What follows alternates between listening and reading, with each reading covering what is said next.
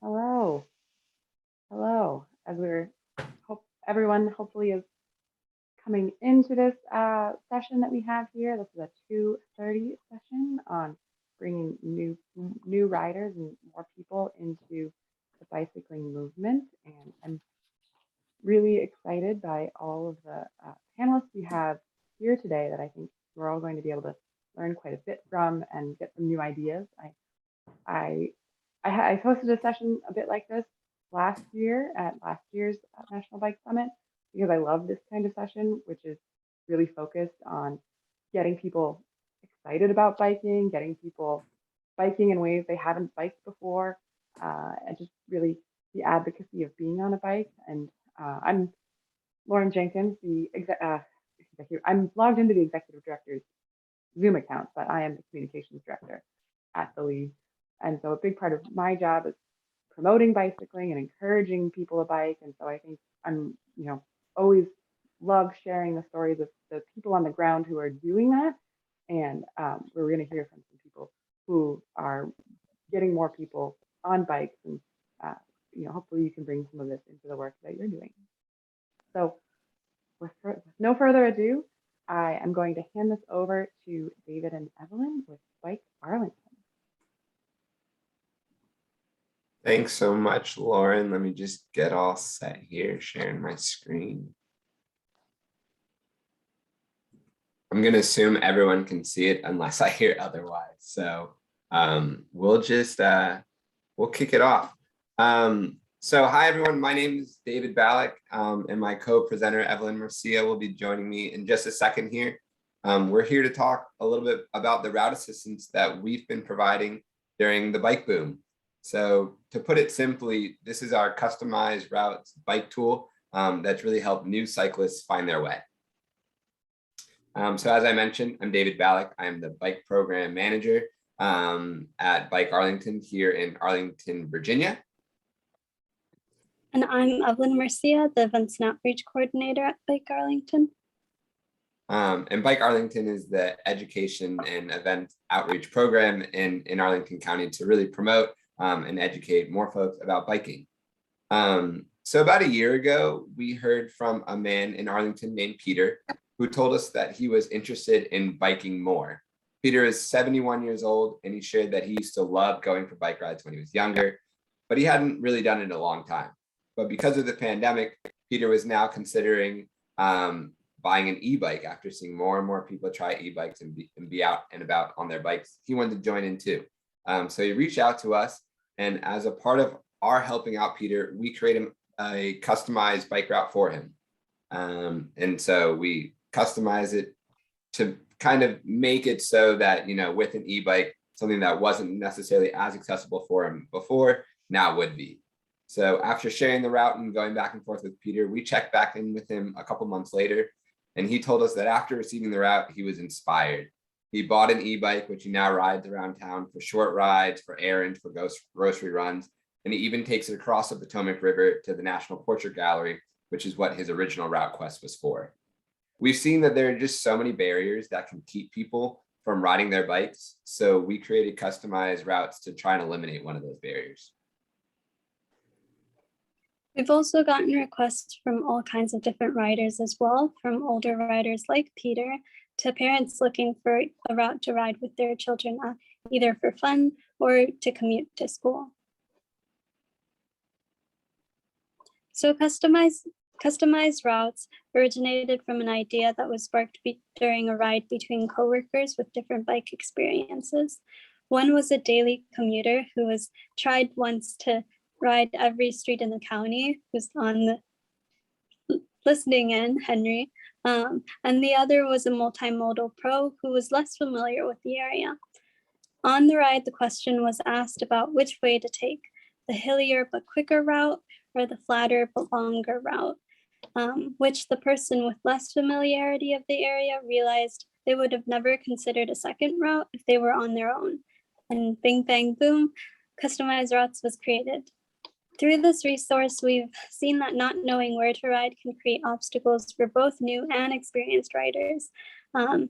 Since one of the more common reasons avid riders note their request is for is due to a tricky spot. And through providing this personalized assistance, it's also become a valued tool that's been supplemental to our current resources and has been another method of connecting with our community throughout the pandemic. So I'll go through a scenario of the process that was requested by a local mom who was looking for a route for her daughter to take to school. She had found her way to our customized routes page and filled out the form and inputted her information and preferences for the route. And then we took it on and got to working on it. And using a mix of our bike comfort map that is behind me, if you can see, as well as Google Maps and our personal knowledge of the area, we put it all together and sent her step-by-step instructions, as well as some resources for her to use and her daughter to use as well. She was able to bike with her daughter to school without a hitch. And included in the top right corner is the link to our customized routes form for any of those of you who may want to check it out. So in total, we have completed around 534 routes to date. And from the data we've taken so far, we've noticed that this tool mainly appeals particularly to infrequent and new riders, as they take up about 72% of total requests. This resource is located within our Maps and Routes page on our website, which is a page that's pretty popular for us, and it gets frequented more often than others. And it's also been performing exceedingly well throughout the pandemic. Most come here not knowing that this is what they were looking for, much like the experience our coworker had. So we've also seen that requesters really seem to prefer trails. And this is affirmed to us that the 50 miles of off-street trails that we have here in Arlington are not just important for, recreation, but they're also an essential piece of our transportation and commuting network. This has been especially relevant when considering that a majority of the people requesting routes, like Evelyn mentioned, are new and infrequent riders. So like having a place to ride where they feel comfortable is clearly very important to people when considering whether or not to ride their bike. And so for some background, we first started customizing the routes in January of 2020, but we really saw things change once the pandemic hit, which reinforced the bike boom that we saw all over the world. You can see here we had a major spike between March and April of 2020 as folks sought out an alternative mode of transportation. We also saw that many requests that came in were from people who hadn't ridden their bike in a long time and were looking to get back into it, like Peter, who bought an e-bike. So the bike boom and mode shift for commutes during COVID-19 increased the use of our resource. And initially, a majority of the requests that we received we classified as either recreational or for essential errands. But over the last 6 months, we've actually begun to see a new trend in our requests, which has been pretty exciting. So as many are returning to the office, we've seen a significant increase in the requests coming in for commuting routes. So this is hopefully an early indication that the bike boom that we've all seen all over isn't going anywhere. So over the last 6 months, over 2/3 of the requests have been for a commute trip. And when we've asked respondents why they submitted a route request, nearly 60% identified a new commute as the primary reason for that request. And then another one that we've got, the second most, is managing a tricky spot. So we've been really excited to see this trend, because not only is it an indication that the bike boom is here to stay, but also just that people are really realizing that biking can be so much more than just a leisure activity, but also an essential and a wonderful mode of transportation. So as we come to an end in our presentation, we hope that we've inspired you to combine the use of digital technology as well as your personalized knowledge of your community to implement this on the land you're taking up where you are. Some recommendations to start are to have a plan to engage with potential route recipients, ask requesters the information you may need for any of your programs, and include questions that they may have or express as things that they'd like assistance on. And as more in-person connections become safer to do, consider exploring a buddy system or one-on-one assistance program, which has been noted in our feedback we've received from respondents as ways that would be encouraging to get them out there.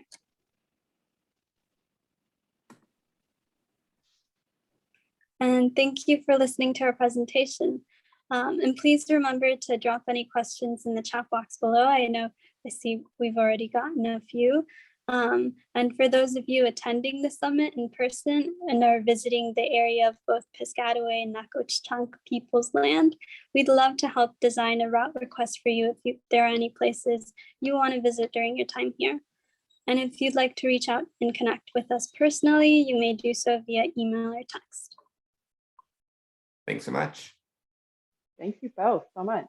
And we do have quite a few questions that we can get to a little bit at the end, unless Henry gets to answering all of them in the chat before then. So thank you, Henry, for being a silent fifth panelist for us. So thank you both. Next, I'm going to turn it over to Bart, who's going to introduce himself, and I'm really excited to hear from our shop representative on the panel today.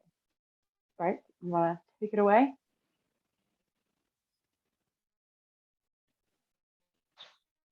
Bart might be a little frozen, isn't he? Yeah. In that case, maybe play it on the fly, Rebecca. And you want to...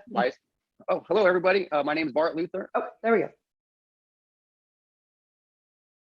All right. Hello, everybody. I don't know if you can hear me. Okay. Well, my name is Bart Luther, and I own a bicycle shop in Biloxi, Mississippi, named Biloxi Bicycle Works.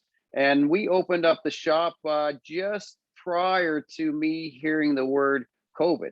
So we opened up just as the COVID pandemic was hitting. So this was not only a new shop, but it was a shop that was all of a sudden under fire with so many people, wanting to ride bikes or using the bicycle as a survival tool. Basically, people didn't know what to do.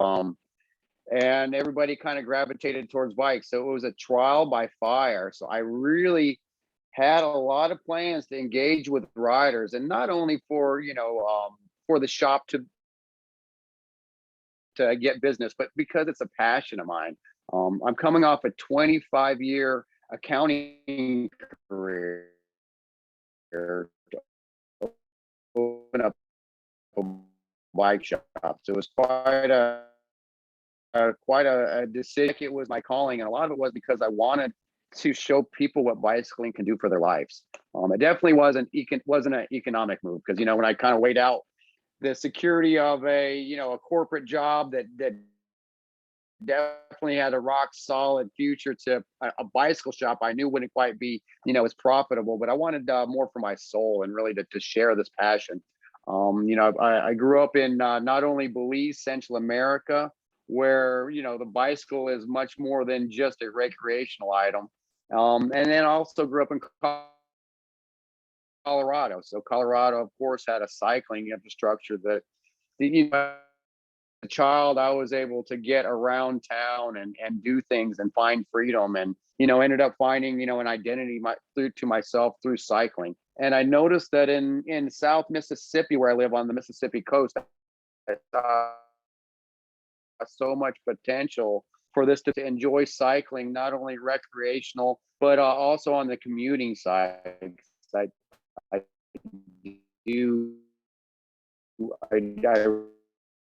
really feel that I just see people doing that here enough, because they didn't have a ways and a means or a center for that to happen.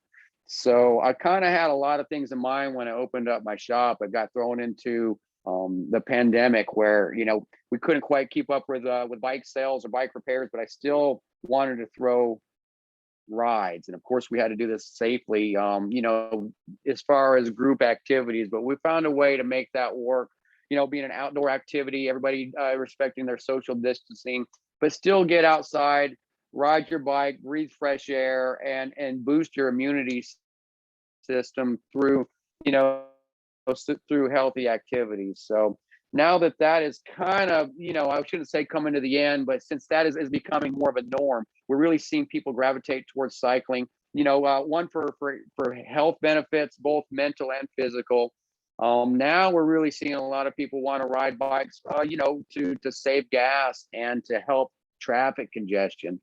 And luckily in this area, our city council, our city government, our tourist bureau, everybody seems to be on board with this. So there's a lot of velocity happening at the moment. As you know, kudos to Arlington. I went out there for the military cycling classic a couple years in a row, and I did get to use a bike around that Arlington trail. And I'm like, gosh, I wish we had something like that. We might never ever get to that level, but we are making strides forward. And it is so nice to have a city and a state and the leaders behind this. So even the leaders that are a little bit aged and really help grow this area economically are finding out that we need more lifestyle opportunities if we're going to entice younger professionals to come down here and stay and live and grow their families. That we need cycling to help with traffic congestion. The more cars that are directed correctly to get around town means there's more room for vehicles to move freely, to take a right turn without worry about running over a cyclist or get impeded by groups of cyclists being there. So our city really is looking for direction, and I'm helping them with that direction, along with a lot of resources that I find on my own time. I don't think you can go into this stuff for economic growth yourself. It almost has to be a passion to share. And I'm finding out the more that I share this, the more I help get through private citizens and organizations and stuff that realize that this is a plan that's much bigger than my own personal want to be able to ride my bike across town safely, and not by myself. I'm finding out that a lot of people love group rides, and it doesn't always have to be a fast-paced, pace line ride with a lot of rules and an echelon. And it could be just a group of citizens having fun, riding from one point to another, rather that be, a park to another park, a park to a restaurant, an outdoor venue. And people most of us can drive our cars to that outdoor venue, but it's so much more fun when you can get on a bike and ride with a group. And we're finding that there's safety in numbers. So luckily our Biloxi Police Department has reinitiated their bicycle squad, and they ride with us on quite a few occasions. Not only for safety, because we've kind of seemed to be able to, ride this area safely now. So we don't need the police protection for that, but it's just the community engagement that we're getting. It seems like citizens really appreciate being able to talk to these police officers as human beings rather than in a squad car. The police officers seem to be able to talk to the citizens with a lot less apprehension if they're on a bicycle than they are in a car or something like that. So it seems like the community is all kind of coming together. I know the Gulf Coast of Mississippi and Biloxi in particular has never been, a cyclist destination. But the more people who come and find out what we have and are able to take advantage of what we're trying to build, it seems to be snowballing very quickly. So I was very proud when I was able to, come on and speak with you all. And of course, I'm a sponge. So as much as I'd like to talk about what we're doing here, I also like to hear what other communities are doing, and I'm curious about the questions. But I think Mississippi and South Mississippi really can be a bicycle haven. We have it very good here. And me coming from Colorado and Belize, places like that where cycling is already kind of instituted, it's great to see our citizens here and our tourists really gravitating toward that. I do think that tourism really helps with cycling. One, because it does bring that economic, benefactor to the area that, of course, people follow the money. So we do have casinos down here. It is so nice when the tourism bureau even tells me, hey, Bart, people want to relax, but they want adventure with their relaxation. And so we're working on being able to provide that to people. So when they do come here for the weekend, they don't have to get in their cars until it's time for them to go home. They can spend all weekend and ride safely around our town, see some of not only the historic sites, but the beautiful sites of the Gulf Coast you can't really see anywhere else sometimes. But also be able to go to our coffee shops and instead of driving by, smell that coffee be able to lock your bicycle up out front and talk to locals, see a guy catch a catfish down at the pier. And, they talk about that stuff when they go home. I get people that message the bike shop after using one of our rental bikes and say, Bart, we didn't know that we'd enjoy that ride so much. Of course, the amenities and the food and everything in Biloxi was great, but we remember talking to that local down there throwing a cast net, and that's what we really enjoyed. And we want to bring other people to come enjoy this. So something about the bicycle really entices people. I think it has to do with our own DNA. We have this craving to create our own motion, and when we can do that, we can do it safely, or we can do it with friends. It really helps. So just know, down here in Mississippi, we don't have perfect bicycle lanes yet, and I don't know if we're ever going to have perfect bicycle lanes, but it sure is nice to see the momentum of people at least interested and helping provide this type of activity, not only for themselves, but for their families and for their friends and for people they don't even know. We had a group of people from Michigan come in. They didn't know we had bicycling in Mississippi. They came out and spent 3 weeks with us now. We've been out on the mountain bike trails, and they thought it was just absolutely wonderful what type of riding we have out here. So sometimes, even with all the internet and Google and stuff we have, there's nothing like being able to actually come in and meet people face to face and see the friendliness of what this type of activity as far as cycling can do for people's souls. I'm really happy that this is happening down here. We're a little bit rogue, but we are making forward progression. A lot of it is economic based. We are an old city, and as you know, it takes time to put in proper bike lanes and proper infrastructure.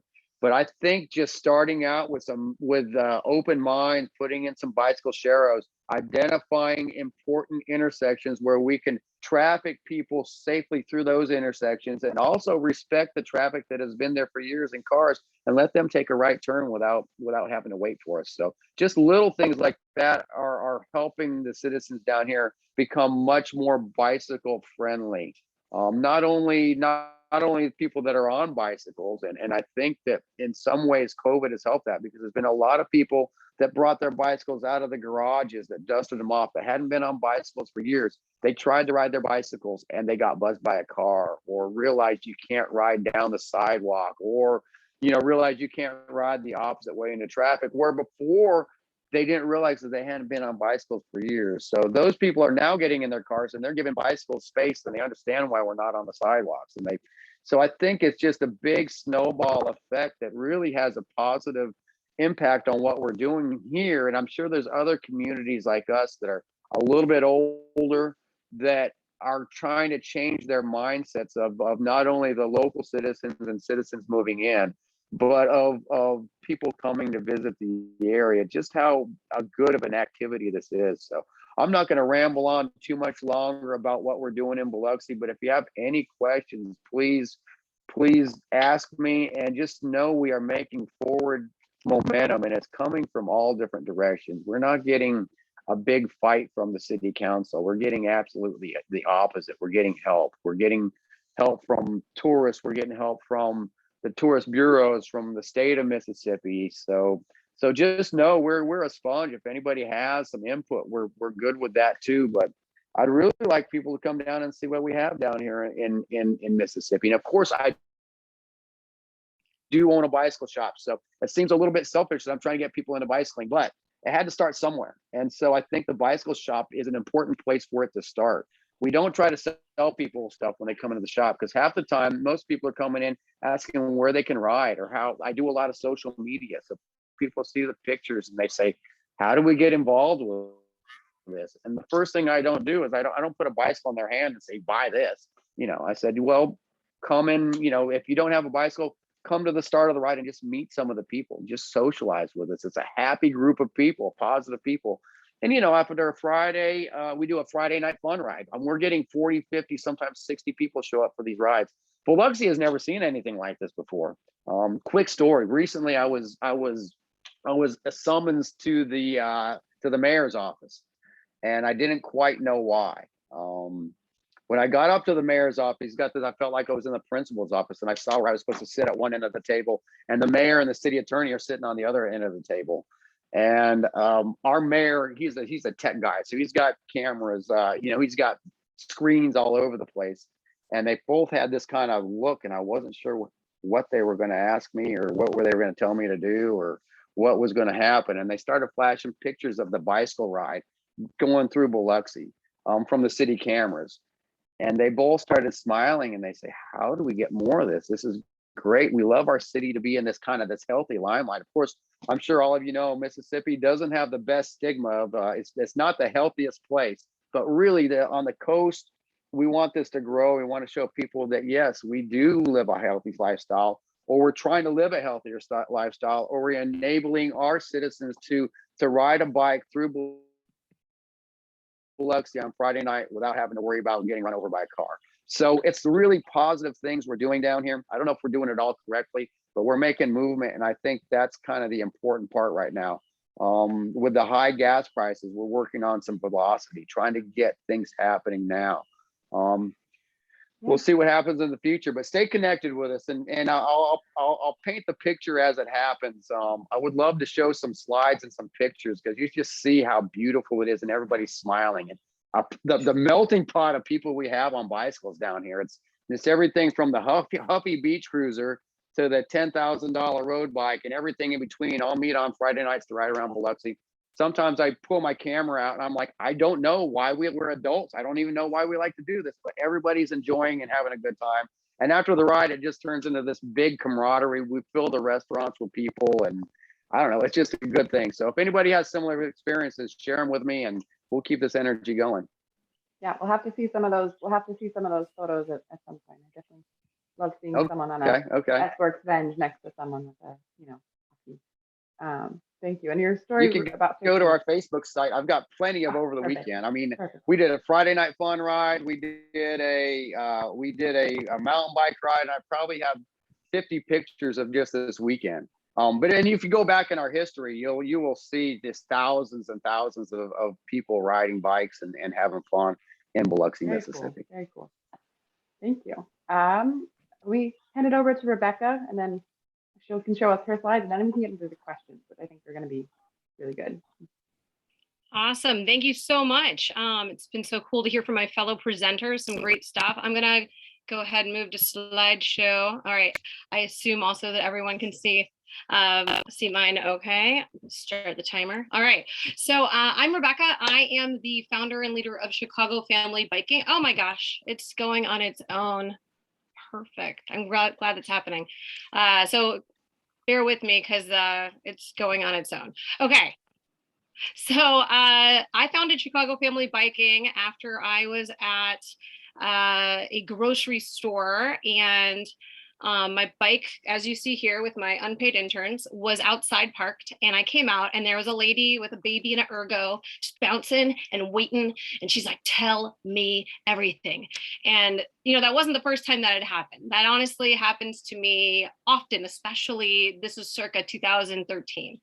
And I found that a lot of people had a lot of questions about how to bike with their kids, but they didn't know how to get started. They didn't know what equipment they needed. They had a lot of needs, a lot of questions, and it was adding like 30 minutes to every trip I took. So I was organizing bike rides called Critical Mass Rides. And I thought, hey, why don't we make this a bigger kind of thing? And thus Chicago Family Biking was born. As you can see, I'm no stranger to the bike advocacy world. I did spend a lot of times pre-kids in membership and development and other programs with my local bike advocacy organization. And currently I also work for Pocampo, which is a shameless plug, an awesome bike bag company that makes highly functional bags that don't sacrifice style. But anyways, back to Chicago Family Biking. It was born, and our goal has been to empower families to bike by providing providing educational support, events for them to attend, and a really supportive community. This session's about accessibility. And for me, for new riders, I think the best thing you can do for them is to really bridge them with the information, the opportunities to ride, the community and the support. And then you let biking do the heavy lifting, right? We know that we love biking. And once we get them on the street on their bikes, let biking take care of the rest. Your job, I figure my job is to get them on the street with their bike, and then they'll feel that joy. So some fun facts about us: we are 100% volunteer led. We have a Facebook page and a group, and I'll get into that a little bit later. But in our group, we have nearly 4,000 members, mostly local. There's a few lurkers, but mostly local parents and advocates and stakeholders. And it's fabulous. Inside our group, we have just about every kind of bicyclist. We have people that are bike curious. We have people that have been riding every day, even in Chicago winters, for 20 years. And then we have people that just started with their kids. We have, in non-COVID years, we've done about 50 annual events a year. We're not an official entity. We're a meetup group. And it's funny because we have got a website, and I get media inquiries all the time. And I think with the amount of work we're able to do and the word of mouth marketing that we've achieved, I found that people, especially reporters, often are surprised to learn that we have 0 staff, no budget. There's this is 100% grassroots. So that shows me that people are interested. So how are we empowering families to bike? A big part of it is our events. So if you haven't heard of Critical Mass, you have now, and it is a play on the Critical Mass brand or name, if you will. And it's basically a bunch of kids and families on a bike going slower, meeting at a location, taking over a street.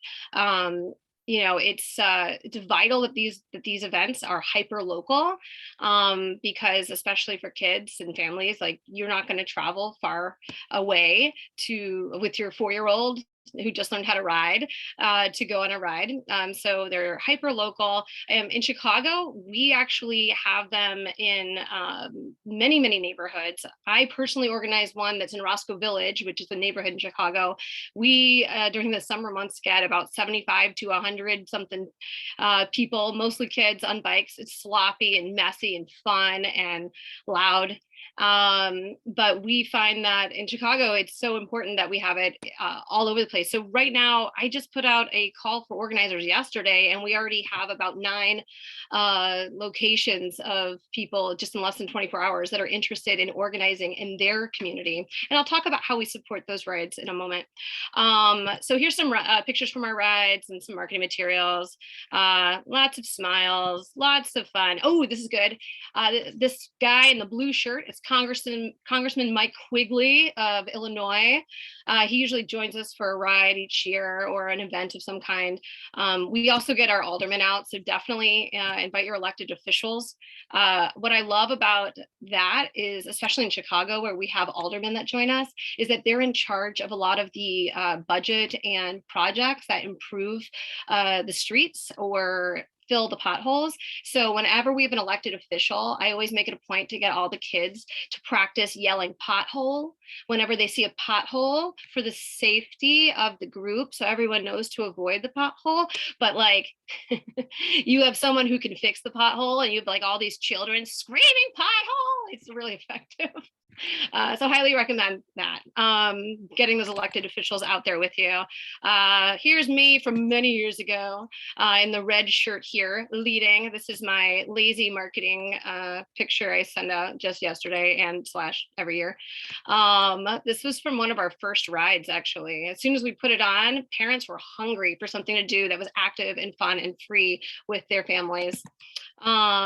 We also have Bike Fest. It's an event we do. It's more education based and more of a destination. We usually have about 400 or so folks join us for that. Again, 100% volunteer led.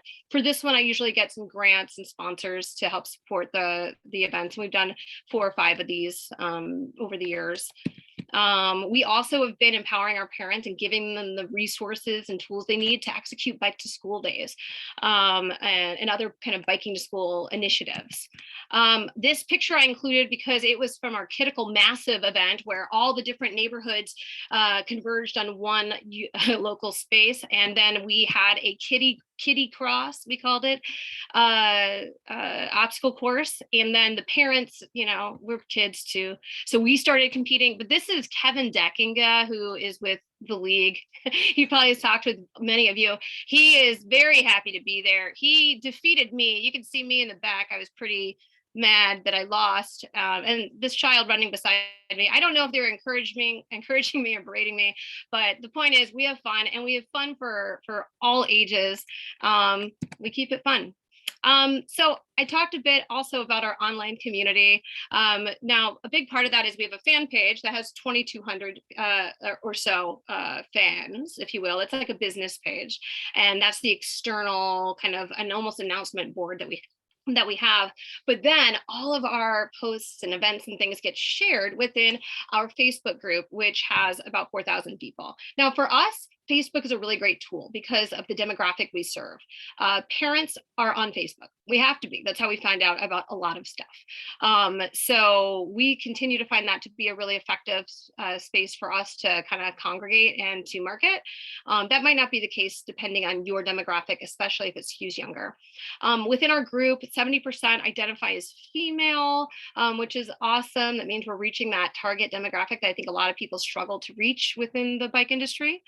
My goal with the group is to basically get a whole bunch of people that were into biking in one spot. So they were like fish in a barrel whenever I needed to market an event, when I had an advocacy push to send out. So you get them all there. And then, I get my megaphone out. I'm like, hey guys, like, this is what I need you to do, or I need you to know about this.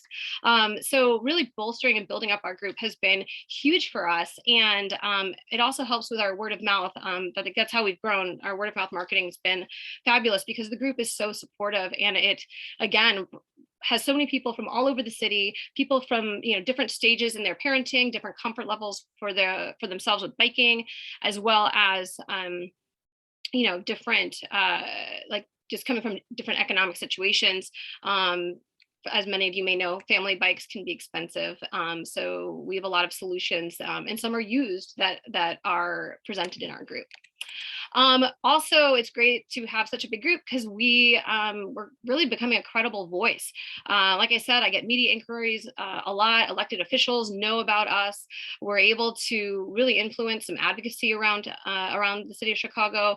And I think we're a different demographic showing up. We're not the messenger or the roadie. We're like, we show up and we're like, I'm a mom with my baby and I need safer streets. And I think that's compelling. Who can argue with that? I mean, many try and do, but I like to think that we present a good perspective to consider. So here's some pictures from a public meeting. This one's actually exciting because they tried to make it a tiny public meeting where only like 20 people could get in. This is pre-COVID, or maybe 30. And so I made my own event, and we were going to do a rally outside the meeting since we couldn't get all of us into the meeting. And then they had to just move the meeting to a different space. And we had a bunch of kids show up. There was like an article, it was like a bunch of kids showed up to this meeting, and here we are. It was all for Greenways. All right, so I wanted to leave you with some kind of take it away tips and things. So if Facebook is your jam, I just want to make sure that you have a fan page and a group. You want the fan page because that's the only way that you can externally share things. If you share something inside a Facebook group, that's awesome, but it can't leave. It's kind of like you write an announcement on your own wall here. That's great. Anyone I invite into my home can look at my announcement. But if you want everyone to find out about it, you got to have it originate from a different place. Discussion is magical. It happens in a group. So that's really where that should occur. And I would encourage you, if you're leading a community like this, get familiar with your members, businesses, the groups that have kind of a shared interest, and tag. It's kind of like when you're at a party, right? Someone's like, oh, I need to know about tennis. And then you're like, oh, Jerry knows tennis. Go play, go talk about it. That's something you kind of act like as a host. And that really helps with the engagement within our community, and making people feel like, they're really heard and able to share their own perspectives and experiences. Another thing I want you to consider for new riders: don't just preach to the choir. There's a bike industry problem. We love to just go where the bike people are and be like, hey guys, want a bike? And of course those people want a bike. That's why they have a bike in their hand. But we need to look at other places, right? For us, we're looking at schools. Maybe we're looking at libraries. We're looking at other kinds of organizations and events and sponsors and just things that might have, an indirect kind of relationship to biking, and seeing how we can cross promote together. And then again, when you're marketing, you tag. And then finally, I would say, break down barriers wherever you can. If you are having events, make sure they are hyper local, so you're serving beginners in that way. If they can be free or cheap, do that. Make your marketing so easy that anyone can share and give that information to the next person. That's really, really important. And I have an example I'll show you briefly of how we do that. And then if you have volunteers that you want to do something for you, like rides, create these marketing tools and stuff so that they can easily execute these volunteer tasks, right? That's how you're going to make volunteering feel a little bit easy and less intense. And it's something that you can do also to kind of control your messaging and make sure that you're staying on the course. I won't read this whole thing to you, but this is an example of one of our marketing blasts that we'll send to a partner or someone we want to share our information. And you'll see we're like, hey, here's some information for you to share word for word. And here's like what you can put on Facebook, on Twitter, on, in your newsletter. And then we attach a PDF and an image of a picture of people biking if that's what they need. We make it really easy for them to share, and then they do. And then we're in all the school newsletters, and then 100 kids show up to our, splash and play bike ride. Lastly, golden rule: if you are kind of trying to be a volunteer or to start a community or do anything really in life, have fun. I don't know if that's really a golden rule, but I just really believe otherwise, why bother? So make it fun. Make it fun for the people attending. Make it fun for you. Otherwise, it's work, and work's not fun. Although I think my boss is on this call, so work is super fun. I love working. But really, let's keep it fun on the bike stuff, okay? So I'm an open book. If you need to find me, it's very easy to find me. Here's my info, and I can make this presentation available.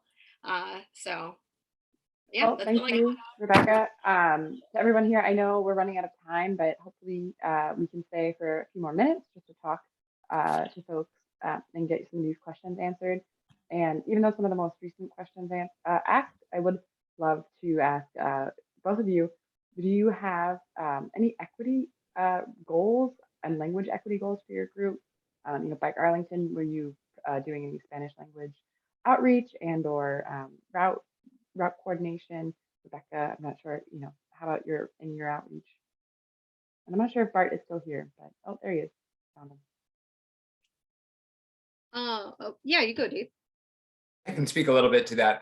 We certainly do have Spanish language promotion that we do for the customized routes, and Evelyn and I both are Spanish speakers, so we can, complete requests in Spanish if that does come up. So that very much is an option. We're also currently working on starting bike trains, and we're doing that across the various different schools around the county, and in different elementary schools that have different racial makeups and different income makeups, and again, putting out those flyers information in various languages as well.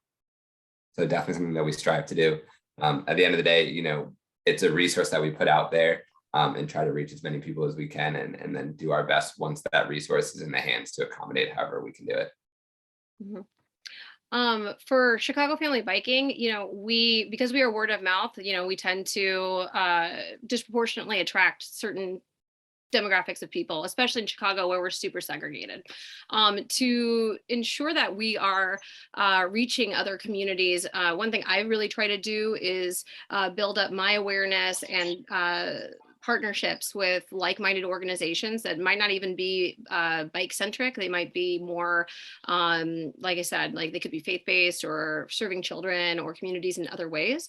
And then we offer as Chicago Family Biking to come in and kind of organize together or to be an add-on to an existing event that they have when it comes to having maybe a bike obstacle course, or we can have like a bike zoo where we have all a bunch of different styles of bikes for people to see as solutions. So that's one way.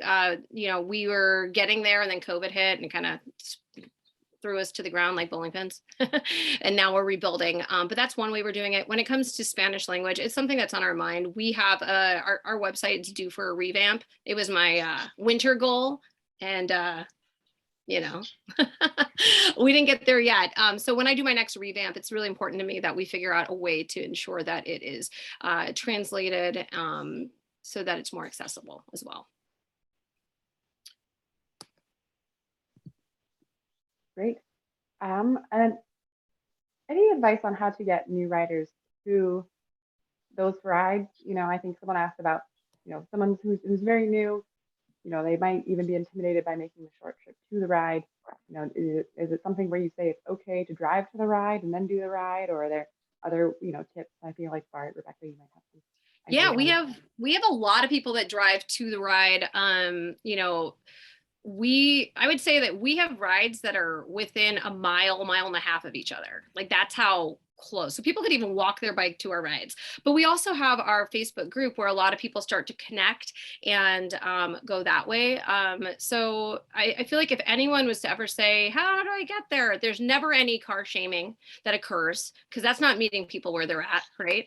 And then again, we're a very, very friendly bunch. So, I mean, we've got thousands of people, and if someone says they need, we've had people be like, hey, does anyone have this kind of bike that I can test ride? The bike shops are all out, and they'll be like, yeah, come ride it. Or people have reached out and said, I need help getting somewhere. And we've had, a few people volunteer to ride with them. Like that kind of naturally happens.